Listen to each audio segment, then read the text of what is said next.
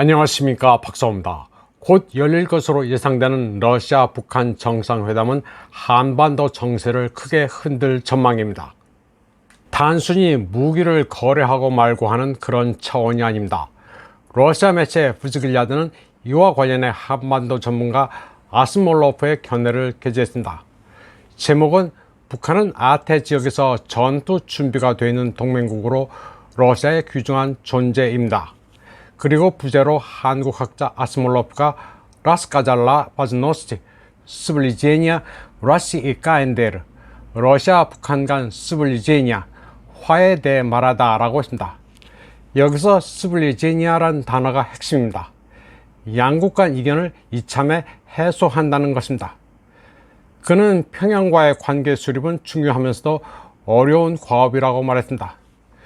유엔 안보리의 대북 제재 결정과 서울의 의견도 중요하지만 지금은 그 어느 때보다도 양국의 스블리제니의 화해가 더 중요하다고 말했습니다. 중국과 현대 아시아 문제 연구소의 한국학자 콘스탄친 아스몰로프는 현재 북한과 러시아는 다소 어려운 동시에 유망하고 흥미로운 상황에 처해 있다면서 평양은 우크라이나 영토에서 모스크바의 행동을 적극적이고 공개적으로 지지해왔다고 말했습니다. 그리고 이는 양자 대화의 큰 틀에서 아주 중요한 요소라고 말했습니다. 그리고 러시아는 오랫동안 유엔 안전보장이사회의 대북 제재를 지지해왔지만 현재 이는 협력 발전 가능성의 그림자를 들이오고 있다고 말했습니다. 예를 들어 무역이 증가하면 심각한 법적 어려움이 발생할 수 있다고 그는 말했습니다. 때문에 양국 지도자가 회담에서 구체적인 결과를 달성하는 게 어려울지도 모른다고도 했습니다. 아스몰로프는 세르게이 쇼이구의 평양 방문은 어떠한 서명도 결정에 대한 공개 발표 없이 끝났다는 점을 상기시켜주고 싶다고 말했습니다. 그러나 양국 지도자와 정치인들이 점점 더 직접적으로 대화를 나누고 있다는 사실은 이미 그 자체로 중요한 돌파구라고 평가했습니다. 북한과의 관계가 강화되면 본격적인 모스크바, 베이징, 평양 삼각관계가 형성될 수 있을 것이며 이는 워싱턴, 도쿄, 서울 삼각관계 발전에 대한 일종의 대응이 될 것이라고 그는 말했습니다. 아스몰로프는 물론 미국이 러북 화해를 좋아하지는 않겠지만 거기에 특별한 관심을 둘 필요는 없다고 말했습니다. 아스몰로프는 또 러시아와 한국의 대화가 악화될 위험을 잊어서는 안 된다고 했습니다. 그는 대한민국은 항상 러북 관계에 민감했는데 러북 관계가 개선된다면 서울에 대한 모스크바의 중요성은 더욱 커질 것이라고 말했습니다. 또 북한의 다른 강력한 동맹이 등장할 것이라는 우려가 생길 것이라고도 말했습니다. 드미트리 페스코프 크렘린 대변인은 류아 노보스티에 김정은의 방문 기간 중 양국 대표단 협상이 예정되어 있다면서 필요하다면 푸틴 대통령과의 1대1 회담도 있을 수 있다고 말했습니다. 페스코프 대변인은 이에 앞서 며칠 전에는 김정은의 방문에 대해 아는 바 없다고 말했습니다. 아는 바 없다는 표현이 크렘린의 전형적인 답변 방식입니다. 차라리 모른다고 하지 거짓말은 안 하는 편입니다. 현재 푸틴 대통령은 동방경제포럼이 열리는 블라디보스톡에 있습니다. 페스코프 대변인에 따르면 푸틴 대통령의 스케줄은 동방경제포럼만 있는 상태로 그 이외의 것은 아직 비공개로 유동적입니다.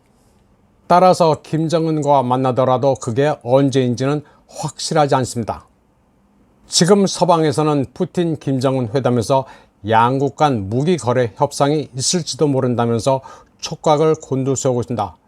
미 백악관은 북한에 대해 러시아에 무기를 공급하지 말라고 경고해왔습니다. 그런데 류아 노보스티는 그러한 미국의 의도를 파악하고 있습니다. 이 매체는 백악관이 북한의 대러 무기 제공 가능성에 대해 겉으로는 경고하는 척하지만 러시아와 북한 간 무기 거래 협상을 내심 기대하고 있다고 분석했습니다. 북한의 대러 무기 공급을 구실로 우크라이나에 대한 무기 지원을 동맹국들에게 체근할 수 있기 때문이라는 것입니다. 류아 노보시츠는 러시아와 북한 간 무기 공급 협상이 임박했다는 백악관 NSC 대변인 에드리안 왓슨의 주장에 대해 러북 양국이 터무니없다는 입장을 밝혔지만 그런 소리를 계속 떠들고 있다고 전했습니다.